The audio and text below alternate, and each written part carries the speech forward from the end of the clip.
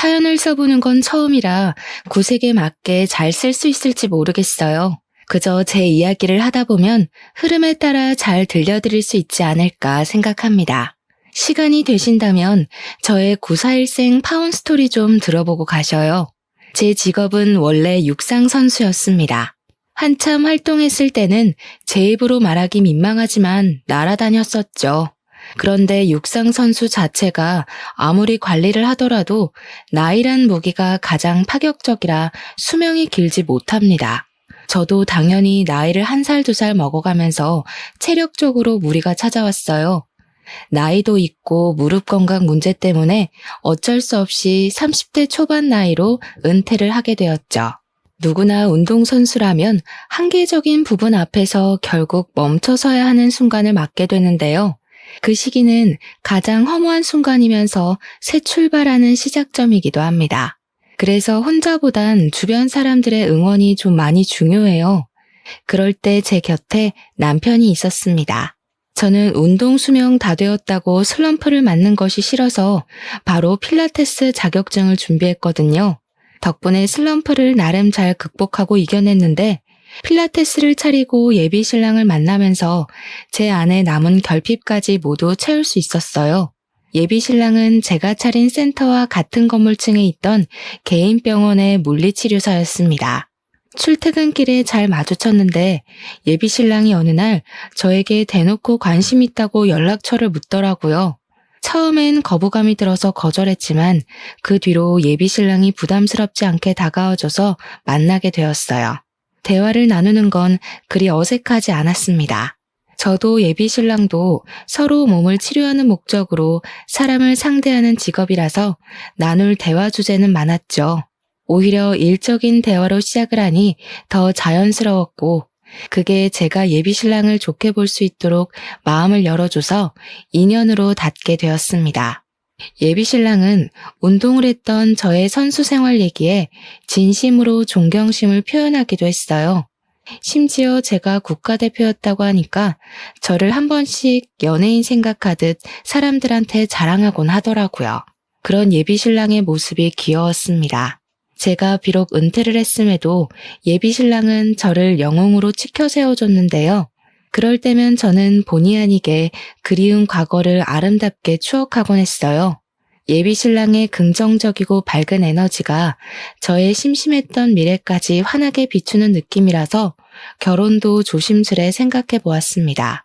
이건 예비 신랑도 마찬가지였는지 예비 신랑이 어느 날 제게 먼저 프로포즈를 하더라고요. 저 같은 여자를 과분하다고 표현하면서 오들오들 떨며 반지를 주는 예비 신랑의 모습 때문에 결혼을 단번에 허락했던 기억이 납니다. 결혼을 약속한 사이가 되자마자 저와 예비 신랑은 더 가까운 사이가 되었습니다. 출퇴근은 무조건 같이 했고 괜찮다는데도 예비 신랑이 항상 저를 집까지 데려다 주었죠. 그러던 어느 날은 예비 신랑이 또 차로 저를 데려다 주려고 하는데 예비 신랑한테 전화가 온 적이 있어요.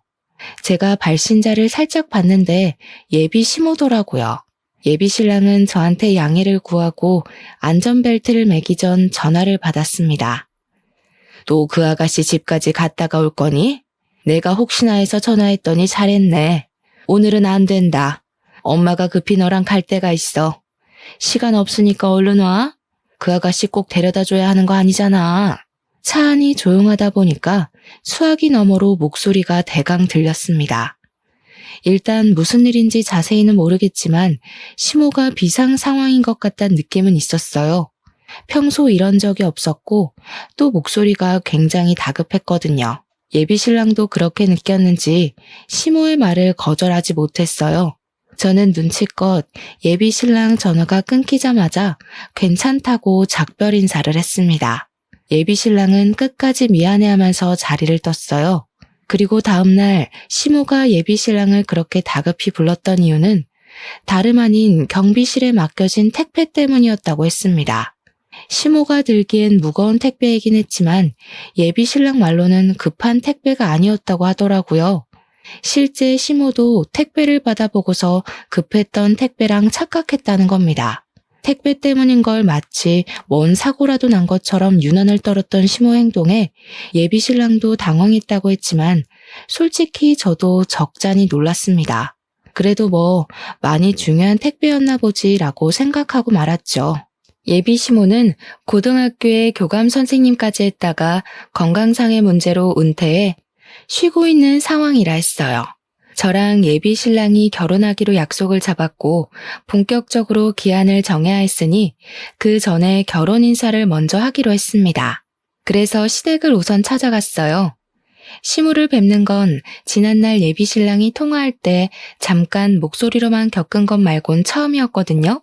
근데 그때 이미 목소리부터 만만치 않게 유창하단 걸 느꼈기에 왠지 긴장이 되었습니다. 뭔가 만나기 전부터 어려운 느낌이 들었어요. 아니나 다를까 시모는 첫인상부터 얼굴에 매서운 사람이라는 것이 적혀있는 관상이었습니다.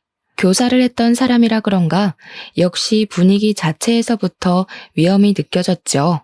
그리고 이미 알고 있었지만 말투에서도 누굴 가르치려는 느낌이 강하게 드러났어요.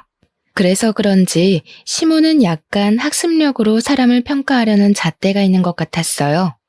제가 애초에 공부보다 예체능 쪽으로 몸을 담갔던 사람이란 걸 못마땅해하는 기색을 보였습니다. 어쨌든 아가씨 지금 학력이 고졸까지라는 거네. 왜 그랬을까? 예체능으로 빠져도 대학은 나올 수 있었을 텐데. 운동한다고 공부 손 놓는 건 내 나이 때나 그랬던 거고 요즘 사람들은 미래 생각해서라도 이것저것 준비해두는 걸로 알거든요. 그래서 얘가 공부까지 한 애들보단 금메달 하나를 더 딸 수 있었던 거지. 엄마는 하나만 보고 여름 못 보네? 그것도 다 옛날 이야기지. TV에도 한번 나온 적 없는 것 보니 유명한 선수도 아니었을 거 아니냐. 그리고 옛날에 상금 많이 탔다 해도 다 친정 밑으로 들어갔지. 지금이야 가진 돈 뭐 얼마나 남았을 거라고. 엄마가 몰라서 그렇지. 매달 상금 무시하면 안 돼. 그리고 지금 하고 있는 필라테스 센터도 우리 병원 여직원들 거의 다 등록해서 완전 매출 보장 상태라고. 예비 신랑이 저를 자랑스럽게 얘기를 해도 시모는 탐탁지 않은 태도를 일관했습니다. 오히려 예비 신랑의 생각을 꺾으려고 일부러 더 안 좋은 말로 반박하는 것 같았어요. 제가 눈앞에 있는데도 서슴지 않게 경우 없는 말을 내뱉었죠. 거기서 예비 신랑이 능청스럽게 제 편을 들어주면서 치켜 세워주지 않았다면 분위기가 정말 이상해졌을 만큼 시모는 첫 대면부터 솔직했습니다. 시모 말투는 앞서 말했듯이 교사처럼 가르치는 듯한 느낌이 강했는데요. 예비 신랑이 잠깐 자리를 비운 사이 제가 어색한 분위기 좀 깨보려고 시모한테 조심스레 말을 걸었거든요. 어머님 마음에 제가 어떻게 보이실진 모르겠지만 학력 낮은 것과 별개로 저 정말 열심히 살아왔거든요. 한 번도 학력 때문에 무식하단 소리 들어본 적 없어요. 결혼 허락만 해주시면 증명해 보일게요. 시모는 제 말을 잠자코 듣더니 처음 뱉은 말이 말을 놓겠다는 대답이었습니다. 그리고는 본격적으로 자기 주장을 더 황당하게 밀어붙였죠. 욕심만 있다면 패기 정도는 누가 못 부리겠니? 나는 우리 아들이 이상한 데 장가가는 거 원치 않아. 그러려고 뼈 빠지게 돈 벌어서 키운 거 아니거든. 그러니까 언제든지 네가 내 기준에 맞지 않는다고 생각하면 내 아들 의사와 상관없이 헤어지는 거야. 알겠니? 이미 자기가 결정하고 제게 통보하는 시기였습니다. 시모의 제안에 어안이 벙벙했던 저는 대답까진 못 해드렸어요. 예비 신랑이 자리에 같이 있을 때만 해도 그런 소리 안 하더니 저를 대놓고 떼어놓으려는 게 보여서 말문이 막혔어요. 우선 부모님 두 분이 학원 하신다고 했지? 학교 선생님도 아니고 일개 학원 강사면 겨우 먹고 살 정도겠구나. 아쉽지만 일단 사돈 자리는 탈락이네. 상견례는 다른 부분까지 차차 알아보고 결정하마. 시모는 애초에 제 대답 따위 필요 없었던 겁니다. 자기 할 말만 내뱉고 바로 일어나더라고요. 그리고는 주방으로 가버렸어요. 거기서 제가 뭘 할 수 있는 게 없어서 앉아 있었던 것도 있지만 어처구니 없어서 앉아 있었던 것도 있었어요. 저희 부모님더러 탈락이라 평가를 했다는 게 너무 기분 나쁘고 어이없었습니다. 그걸로 모자라 차차 알아본다는 건 또 무슨 소리지 싶었어요. 뭔가 선생 대 학생으로 평가받는 기분 같아서 감정이 확 상하더라고요. 아무리 시모가 어른이라지만 저도 성인이거든요. 이곳은 학교가 아니고 사회잖아요. 사회에 나오면 적어도 서로에 대해 기본적인 예의는 지켜야 하는 거 아닙니까? 어떻게 선생이었다는 사람이 그런 기초적인 지식을 더 모르는 건지 모르겠더군요. 아무튼 그래서 시모는 결혼을 반대한다는 건지 아니라는 건지 애매모호한 느낌만 주었습니다. 그 상태로 예비시댁을 나왔어요. 시댁을 나오고 제가 표정이 안 좋으니 예비신랑이 제게 당연히 물어왔습니다. 예비신랑도 어느 정도 자기 엄마가 제게 예의 없게 굴었다는 걸 알고 있더라고요. 우리 엄마가 좀 까칠하지. 말은 저렇게 해도 마음은 따뜻하신 분이야. 처음부터 기준을 높게 잡아야 허튼 사람 걸러낼 수 있다고 괜히 오버하신 거야. 그러니까 너무 겁내지 마. 아마 당신이 감정적으로 안 나와서 엄청 좋게 보고 계실걸? 이런 것도 칭찬이라고 하는 건지 모르겠더군요. 예비신랑은 자기 없을 때 시모가 제게 어떤 말로 돌직구를 날렸는지 몰라서 이런 태평한 소리를 하는 거였습니다. 저는 굳이 저 혼자 소가리를 하고 싶지 않았습니다. 제가 아직 결혼을 한 것도 아니었고 예비 시모의 일이면 예비신랑도 알고 있어야 된다고 생각했거든요. 그래서 예비신랑이 자리를 비웠던 딱 그때의 사실만 얘기를 했어요. 그랬더니 예비신랑이 뜬금없이 하하 웃더라고요. 저는 나름 심각하게 얘기를 한 건데 웃어버려서 더 기분이 나빴습니다. 엄마가 또 옛날 습관 못 버리고 그랬나 보네. 엄마한테 그런 선생 같은 말투가 고질병 같은 거거든. 너처럼 오해하는 사람들이 많아. 근데 절대 신경 쓸 것 없어. 말 그대로 오해니까. 오해? 나는 지금 어머님 말투를 뭐라 하는 게 아니라 내용을 갖고 따지는 거야. 어머님이 우리 부모님더러 사돈 자리는 탈락이라는 소리를 했는데 그게 그냥 웃고 넘겨야 되는 습관이라고? 기분 나빴으면 미안. 나는 엄마가 이러는 거 워낙 익숙해서 몰랐어. 불편했어? 엄마한테 사과하라고 말할게. 예비신랑은 뒤늦게야 진지한 제 표정을 보곤 자기가 시모한테 잘 얘기해서 오해 풀 수 있도록 하겠다고 했습니다. 다시는 이런 말실수 나오지 않도록 조심시키겠다는 말도 했죠. 예비신랑이 어련히 잘 알아서 할 거라고 생각했어요. 그런데 며칠 뒤였습니다. 어느 날 연락도 없이 시모가 제가 일하는 곳으로 찾아온 겁니다. 시모랑 안면을 튼 사이인 건 맞지만 그래봤자 결혼 인사 때문에 찾아가서 겨우 한 번 봤던 것이 다였어요. 시모가 이렇게 연락도 없이 제 직장을 들이닥칠 만큼 가까운 사이가 아니란 말씀을 드리려는 겁니다. 그래서 제가 당황해도 무척 당황했죠. 시모가 어떻게 찾아왔을까? 갑자기 왜 찾아왔을까?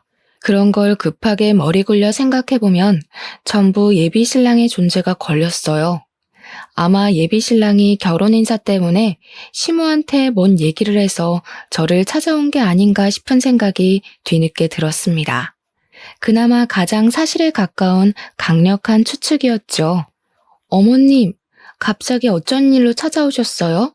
어머님 오실 거란 얘기를 따로 들은 게 없어서 전혀 모르고 있었거든요. 모르는 게 당연하지. 내가 말 안 하고 왔으니까. 그냥 내 아들 병원에 물리치료 받으러 왔다가 네가 여기서 센터 한다는 얘기가 생각나서 잠깐 들렸다. 물리치료를 받으러 왔다는 것이 핑계라는 건 저도 나이가 있기 때문에 훤히 보이는 속셈이었습니다. 시모는 굳이 그런 거짓말을 하면서 제 센터가 보고 싶어 찾아온 것 같았어요. 저와 말을 주고받으면서도 노골적으로 제 센터를 쓱 둘러보는 느낌이 있더라고요. 지난번 결혼 인사 갔을 때 다른 건 차차 알아보겠다고 하더니 이런 불시의 점검이 그런 과정 중 하나였지 않나 싶습니다. 한눈에 들어왔을 센터를 눈에 다 담고 난 시모는 그제야 제게 눈길을 두었는데요. 이번엔 저의 차림새를 위아래 훑는 겁니다. 곧 혀를 끌끌 차면서 말씀하셨어요. 결혼할 남자도 있는 여자가 이런 야한 옷을 입고 일을 해? 혹시 일부러 다른 이성들의 시선을 즐기거나 그런 쪽에 취미가 있는 건 아니겠지? 그런 게 아니라면 앞으로도 이런 식으로 일할 거니? 이런 식이라뇨? 누가 들으면 제가 뭐 부정행위라도 하다 걸린 사람인 줄 알겠어요. 어머님, 여기 제 직장이에요. 아무리 그래도 말씀 좀 조심해 주세요. 조심은 너부터 하는 게 좋겠는데? 내 아들이 무려 같은 병원에서 일하고 있는 임직원인 걸 알면서 신부 될 사람이 쫄쫄이 입고 아래층에서 이런 식으로 설쳐대는 거 사람들이 알아봐.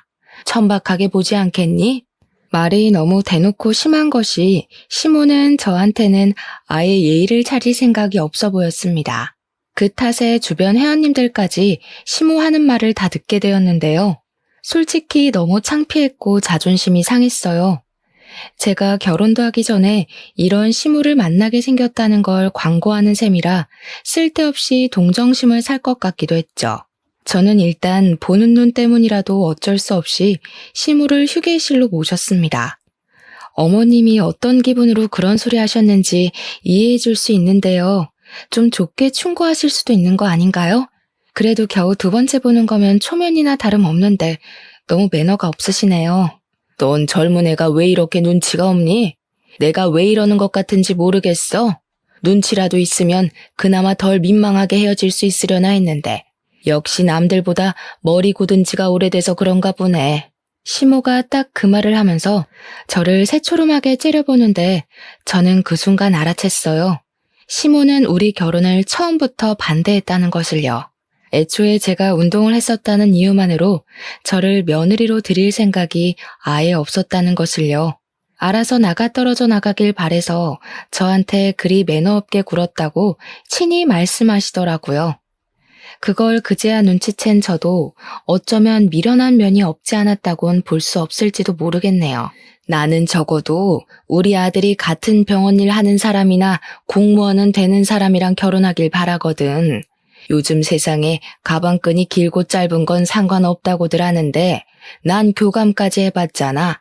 내 눈엔 다 티가 나. 시모가 말하길 저는 겨우 고졸이었고 고등학교 때도 공부보단 운동을 했던 사람이니 저랑 예비신랑은 격이 안 맞는다고 판단하셨습니다. 그래서 어머님이 여기까지 오셔서 하고 싶은 말씀은 뭔데요? 어머님 지금 지난번에 했던 말 또 하고 계세요. 저 그만 무시하시고 바른 대로 말씀해 주세요. 내가 널 또 언제 무시했다고 그러니? 이것 봐.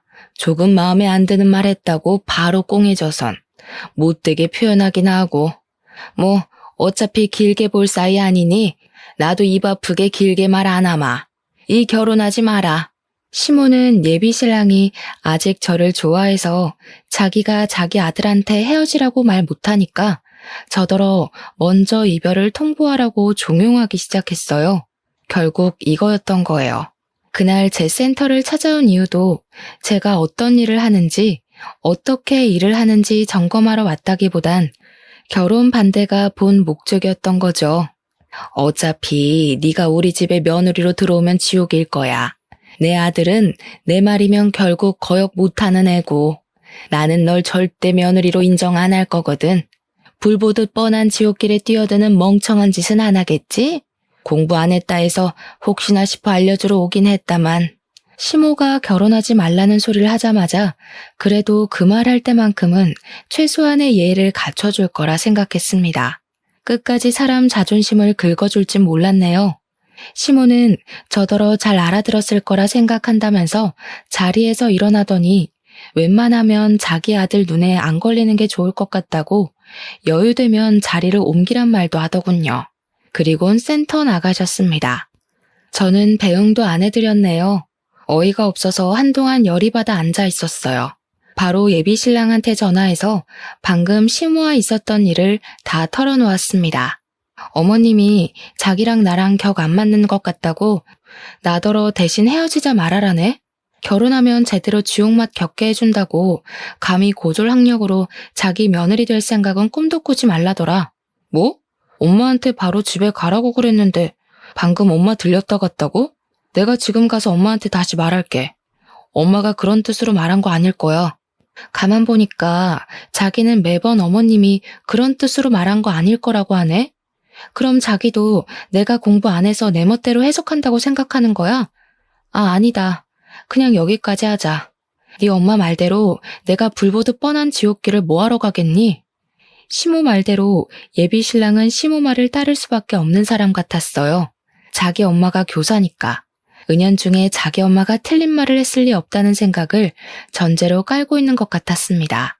그게 시무를 컨트롤 못하는 것과 같은 맥락이겠죠. 매번 같은 말로 오해를 풀려고 하는 태도를 보니 결혼하고 나서 예비 신랑이 어떻게 나올지도 불보듯 뻔하더군요. 저는 제 앞날이 빤히 보이는 그 길을 굳이 가고 싶지 않았어요. 예비 신랑의 엉터리 행실 덕분에 예비 신랑을 향한 사랑마저 시들어져 버린 건 정말 다행이었습니다. 제게 콩깍지가 남아 있었다면 가시밭길을 자진해서 이겨내려고 했겠죠. 저는 그런 수모 당하면서까지 결혼을 할 만큼 멍청하지 않았기 때문에 남편에게 이별을 통보했습니다. 그런데 말입니다. 그 뒤로 이별을 받아들이지 못한 예비 신랑이 센터를 빈번하게 찾아오기 시작했어요. 개무시하긴 해줬지만 예비 신랑이 눈에 띄게 망가지는 것이 보여서 점점 신경 쓰이더라고요. 만나주지도 않을 건데 계속 퇴근하면 기다리고 주말마다 일도 안 하면서 센터를 찾아왔어요. 그래봤자 어차피 공공장소라 예비 신랑이 저를 함부로 하진 못했거든요. 또 회원들도 계속 들락날락했으니 예비 신랑이 제게 마음 놓고 말을 걸지도 못했습니다. 아무리 무시하려고 해도 한때 결혼까지 생각했던 사람이기에 완전히 무시하는 건 무리였거든요. 그래도 저러다 말겠지 싶어서 내버려뒀어요. 선을 넘는 짓을 하는 건 아니라서 경찰에 신고까진 안 했죠. 근데 예비 신랑이 심해지면 더 심해졌지 일상을 회복할 기미가 안 보이더라고요. 정말 일도 제대로 못할 만큼 피폐해져 갔어요. 나중엔 같이 일하는 동료 직원이 저를 찾아오기까지 했다니까요. 몰래 저를 찾아와서는 예비 신랑한테 한 번만 더 기회 주면 안 되겠냐 대신 부탁하는 거 아니겠습니까? 그때부터 제가 다시 말도 안 되는 고민을 했던 거예요. 원래 한 번 고물이 되어버린 건 다시 걷어들이는 게 아닌데 쓸데없이 제 손때 묻은 그 고물에 정이라도 남아있었던 건지 결국 흔들린 거죠. 그런 와중에도 예비 신랑은 제게 매일 전화해왔고 저만 보면 하염없이 울고 그랬어요. 그래서 수천 번 고민 끝에 제가 결국 예비 신랑을 다시 만나버렸네요. 대신 결혼은 보류하고 말이죠. 내가 무슨 일이 있어도 엄마가 너한테 입도 뻥긋 못하게 만들 거야. 네가 나 믿어준 거 절대 실망시키지 않을게. 정말 고마워. 예비 신랑은 저랑 어떻게든 결혼까지 하고 말겠다는 기세를 보였어요. 저는 솔직히 결혼 욕심까진 더 이상 없었거든요. 근데 예비 신랑이 자기가 알아서 시무를 처리해보겠다니까 그냥 그 모습도 궁금해서 내버려 뒀습니다. 그런데 그걸 아주 화끈하게 보여줄지는 몰랐어요. 예비 신랑이 제게 결의를 보여준 지 한 달이 지났을 때쯤이었는데요. 예비 신랑이 그동안 자기 나름대로 시무한테 반항을 했나 보더라고요. 어느 날은 퇴근하고 집 앞에 갔는데 예비 신랑이랑 시무가 먼저 도착해서 기다리고 있더라고요. 시무는 예비 신랑이랑 헤어지고 나서 처음 보는 거였거든요. 준비되지 않은 마음으로 시무를 발견하니 저절로 주춤하게 되었습니다. 저도 모르게 굳이 마주치고 싶지 않아서 도망가려는데 예비 신랑이 저를 붙잡고 한 번만 같이 시간 갖자고 부탁하기 시작했어요. 자기가 시무를 회유시켜서 사과하러 온 거라고 하더라고요. 예비 신랑이 곧장 시무를 끌고 제 앞에 세우더니 정말로 사과하라고 시키는 겁니다. 엄마 분명 나 결혼시키겠다고 약속했어. 안 그럼 내가 엄마 아들 안 하겠다고도 했고. 예비 신랑이 시무한테 저렇게도 말을 할 줄 아나 싶었어요. 그걸 보면서 예비 신랑도 시무한테 대들려면 대들 수 있는 사람이구나 라는 생각이 들었습니다. 근데 문제는 시무가 진짜 제게 사과를 할까? 그거죠. 처음부터 제가 수준 낮아서 마음에 안 들다 했던 사람인데 콧대 높은 사람이 과연 고개를 숙일까요? 아니나 다를까 시모는 자기가 사과하는 모습을 아들한테 보이기가 싫었는지 예비 신랑더러 자리 피해달라고 했습니다. 예비 신랑은 그런 시모의 말을 거역하려 했지만 시모가 엄마의 마지막 자존심은 지켜달라고 해서 어쩔 수 없이 자기 차에 올라탔어요. 그렇게 해서 저랑 시모 단둘만이 집 앞에 서서 마주보는 상황이 되었죠. 사과하신다고 제가 무조건 받아줄 거란 기대는 안 하셨으면 좋겠네요. 제 기준에서 진정성이 별로 안 느껴진다면 사과 거절할 생각이라서요. 저는 일단 시모한테 기죽고 싶지 않아서 기선제압을 하였어요. 그랬더니 그때 시모가 예비 신랑 눈치를 보더니 가방에서 검은 봉지 하나를 꺼냈습니다. 착각하지 마. 넌 여전히 내 며느리감 아니야. 다음 주에 우리 아들 선봐줄 공무원 아가씨 알아놨는데 너 때문에 진행이 안 되려고 하거든? 아무래도 내 아들이 귀신에 홀린 게 아닌가 싶어서 조치 좀 취하려고 찾아온 거야. 그 순간 시모가 들고 있던 검은 봉지를 제 머리 위로 쏟아버렸어요. 봉지 안에 든 내용물은 다름 아닌 굵은 소금이었습니다. 그것은 제 머리부터 옷 안까지 침범하여 순식간에 살갗을 따갑게 만들었어요. 정말 머리에 망치를 맞았다는 기분이 그런 기분이지 않나 싶더라고요. 그 잠깐 동안 온 신경이 얼어붙은 것처럼 꼼짝할 수가 없었습니다. 제 기준에서 상상을 초월하는 무례함이었거든요. 조금 뒤늦게야 정신을 차린 저는 결국 참지 못하고 시모가 들고 있는 가방을 빼앗아 버렸어요. 제가 둘러쓴 소금과 우리 집 앞에 쏟아진 소금을 전부 다 주워 담기 시작했습니다. 그러자 시모가 놀라서 자기 가방을 뺏으려고 하더군요. 저는 그런 시모를 밀어내며 시모 가방 안을 악착같이 소금으로 범벅했어요. 야, 뭐 하는 짓이야? 이 명품이 얼마짜린 줄 알고 이래? 기스 난다고. 당장 안 내놔? 왜요? 남의 집에 쓰레기를 가져왔으면 도로 가져가야지. 여기 안에 쓰레기밖에 없어서 쓰레기통인 줄 알았는데 명품은 무슨? 주인이 쓰레기면 명품도 이렇게 쓰레기밖에 안 되는 거라고요. 시모는 제 손에 들린 가방을 뺏으려 했고 저는 뺏기지 않으려 사투를 벌이는 사태가 벌어졌습니다. 그때 제가 어느 시점에서 가방을 놔버렸어요. 그러자 시모가 보기 좋게 발라당 넘어져 버리더군요. 그 꼴에 대고 제가 남은 소금 싹 다 가져가라고 친히 손으로 퍼다 시모한테 전부 뿌려줬습니다. 나도 당신 며느리 할 생각 없는데 만약 재수없게 며느리가 된다면 그쪽을 영원히 불행한 시어머니로 한번 만들어줘 볼까 했거든? 똥 밟았다 생각하기 싫으면 내 눈앞에 다신 나타나지 마세요. 마지막 경고예요. 우리의 소란을 알고서 뒤늦게 차에서 내린 예비 신랑은 사태의 심각성을 보고서 경악을 금치 못했습니다. 그리곤 바로 넘어져 있는 자기 엄마한테 달려갔어요. 저를 다소 원망스럽게 쳐다보더라고요. 자기야, 우리 엄마가 사과하러 온 거잖아. 아무리 쌓인 게 있어도 이건 아니지. 엄마가 한 발 양보했으면 자기도 똑같이 양보해야 되는 거 아니야? 대체 왜 이렇게 못되신 거야? 아, 그래. 네가 고작 이 정도 안목이란 거 확신할 수 있게 돼서 다행이다. 이제는 고물 재활용 못하겠어. 너도 네 엄마랑 세트로 내 눈에 띄지 마. 발모가지 비틀어버리기 전에. 저는 둘 다 꺼지라고 쫓아내고서 문을 닫아버렸습니다. 다신 찾아오지 말라 했더니 예비 신랑이 뒤늦게 제가 아까운지 또 설득하려고 찾아오대요. 꺼지라고 소리치면서 경찰 신고할 거라고 하니까 불이 나게 도망치고는 더 이상 안 찾아오더라고요. 사실 처음 이 결혼이 엎어졌을 때 그대로 마무리를 했다면 그나마 감정만 조금 상한 채로 지나 보냈을 기억이었을 겁니다. 그런데 제가 쓸데없이 게임에 넘어가서 아주 더럽게 엎어진 결혼이 되어버린 거죠.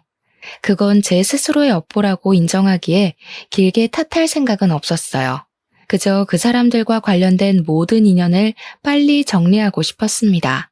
출퇴근하다가 어쩔 수 없이 마주쳐야 할 예비 신랑 얼굴 보기 싫어서 센터도 한 달 안에 문 닫아 버렸어요. 저는 이러한 사정을 친정 부모님한테 빠짐없이 고백했습니다. 친정 부모님은 저의 이야기를 늘 하나의 경험으로 봐줄 뿐 절대 질책한 적은 없었던 분들이라 위로가 되었거든요. 역시나 부모님 두 분 다 제게 잘했다고 해주셨어요.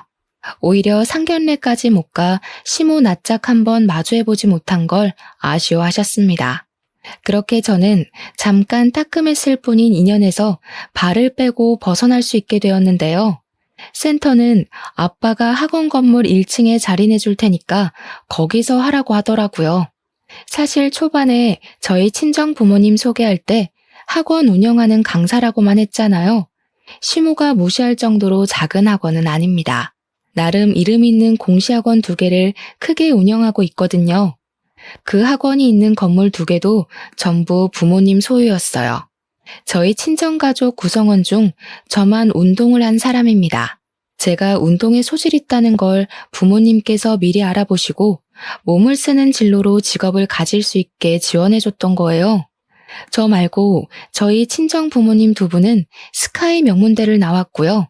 하나 있는 친오빠는 외국에서 치대생으로 유학 중이었습니다. 저는 예비신랑과 만나는 기간 동안 이 사실을 굳이 예비신랑한테 알리지 않았어요. 가정사를 얘기해도 그저 적당선으로만 거짓말하지 않고 두루뭉술하게 말했을 뿐이었죠. 왜냐면 부모님이 돈 때문에 움직이는 사람을 별로 안 좋아하기 때문이었어요. 키나 사위가 될 사람이면 나중에 재산도 나눠주게 될 텐데 돈독 오른 사람은 거르고 싶다는 것이 가장 중요한 이유였습니다. 그리고 또 강약약강의 사람들도 안 좋아했는데요. 부모님은 저희 집안이 상대적으로 상대 집안보다 못나 보일 경우 상대 집안에서 어떤 태도로 나오는지를 중요하게 생각하셨습니다. 그때만 해도 제가 예비신랑을 한참 사랑했을 때라서 예비신랑은 강약약강인 집안에서 자란 게 아닐 거다 호언장담했었거든요. 그런데 결혼 인사 가자마자 학력 때문에 제가 개무시를 당했잖아요. 그때 부모님의 낯을 보기가 얼마나 민망했는지 몰라요.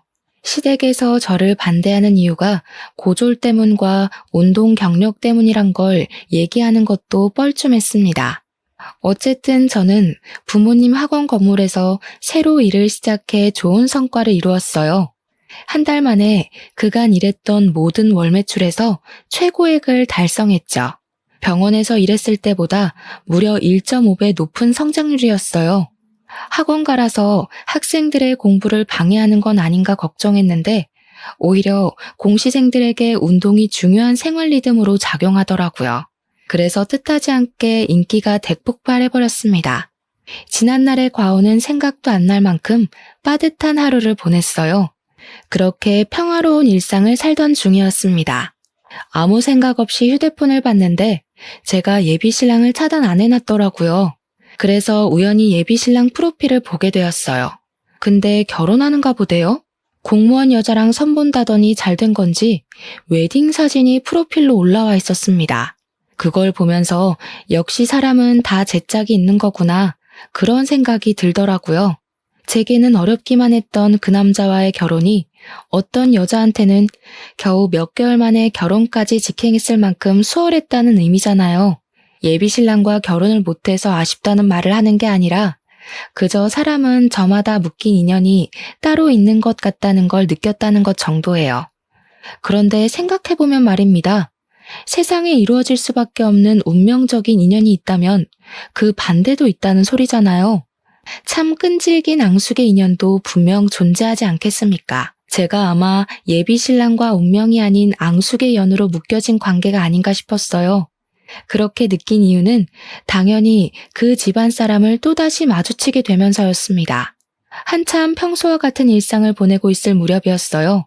대낮이었고 곧 점심시간이라서 건물 내부에 점차 사람들의 유입이 많아지고 있을 때였죠. 그 시각 저는 센터에 있었는데요. 갑자기 건물 내에서 엄청난 소란이 나는 겁니다. 소방 대피 훈련할 때 말고는 보통 이 정도의 소음은 생기지 않는 곳이 공시학원이거든요. 그래서 단연 그 소리에 관심이 몰릴 수밖에 없었어요. 저뿐만 아니라 건물 내부의 모든 사람들이 다 그랬죠. 그건 수업까지 방해될 정도의 행패였던지라 구경 나가지 않을 수가 없었는데요.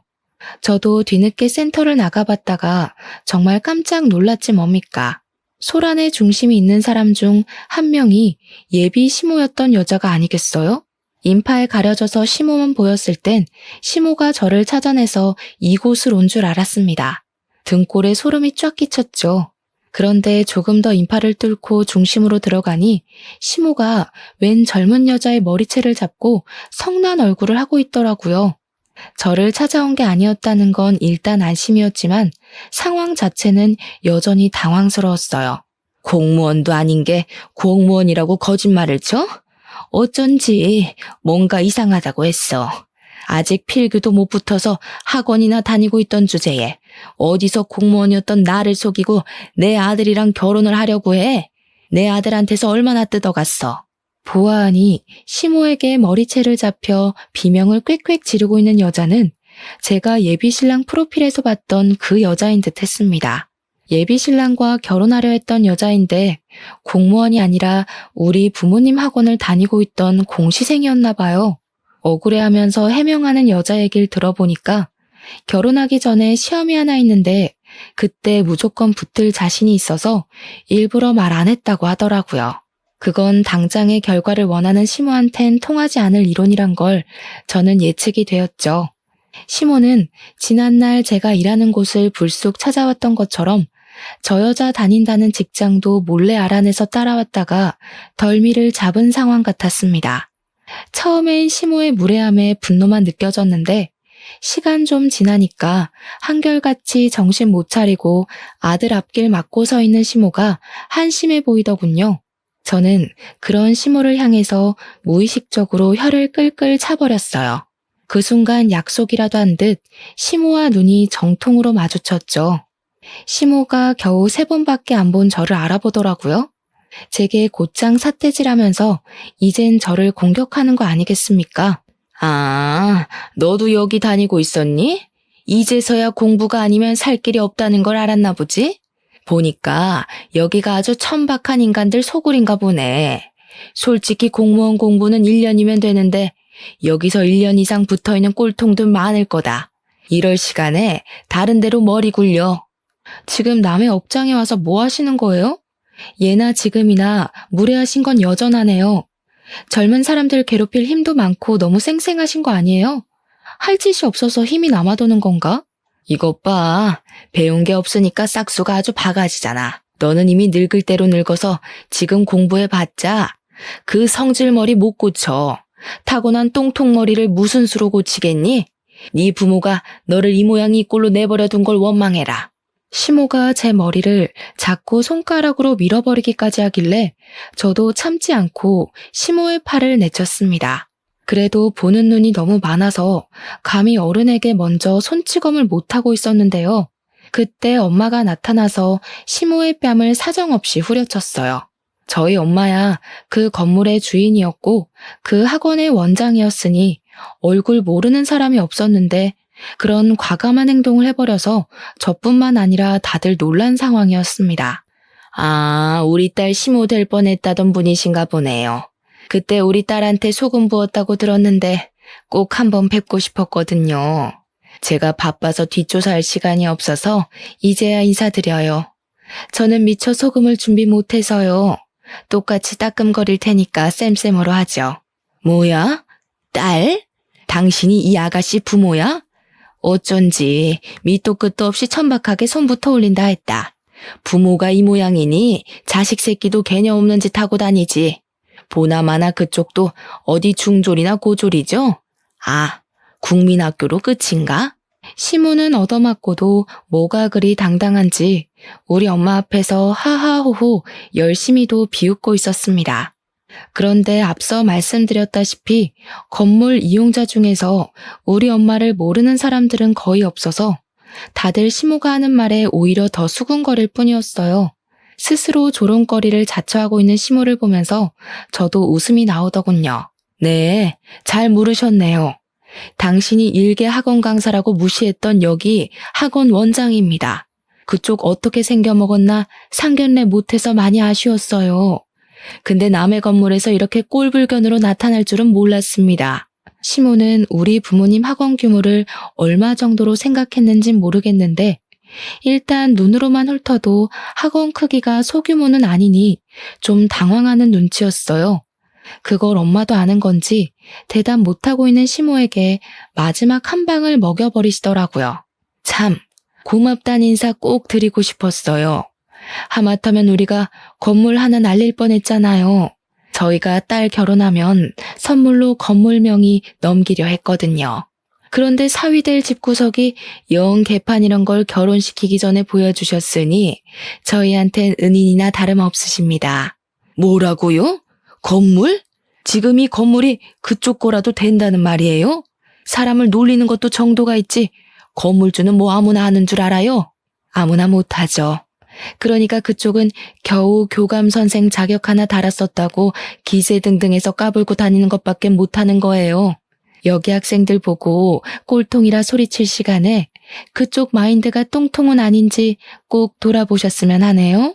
고작 공무원 며느리 하나 얻겠다고 건물주 며느리를 놓쳤다는 사실을 뒤늦게 자각한 시모는 끝내 사색이 되어버렸습니다. 그리곤 이제 왜 저더러 그 중요한 사실을 숨겼냐고 원망하길래 엄마가 결국 경찰에 신고해버렸어요. 시모는 경비원과 경찰에 의해서 그대로 건물에서 쫓겨났습니다. 그리곤 그 이후 시모가 뻔뻔하게도 예비 신랑을 데리고 우리 집을 몇 번 찾아오더라고요. 초면에도 들려준 적 없던 상냥한 목소리로 계속 얘기 한번 나누자고 조르는 거 아니겠습니까?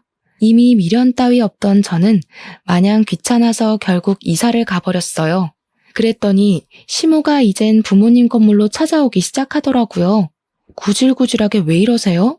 안 어울리니까 제발 하던 대로 하고 사세요. 이제 와서 높은 콧대 깎는다고 뭐가 달라지겠어요?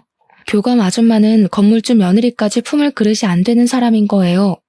그러니까 자존심에 딱 맞는 공무원 아가씨나 더 발굴하러 다니시라고요. 저는 바로 경찰한테 신고해서 접근 금지 신청을 때려버렸습니다. 돈으로 혼을 내줘야 정신을 차리니 그것 또한 문제인 사람들이더군요.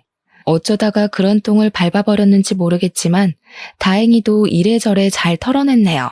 그 사람들도 물론 앞으로 새로운 사돈 집안을 또다시 만나게 될 수도 있겠죠. 제발 대접받고 싶으면 먼저 대접하길 바란다고 얘기해주고 싶습니다. 제 이야기 잘 들어주셨나요? 저도 사연을 올릴 수 있는 경험해봐서 뜻깊은 시간이었습니다. 이 시간 즐거웠고 들어주신 청취자분들께 진심으로 감사 인사드립니다.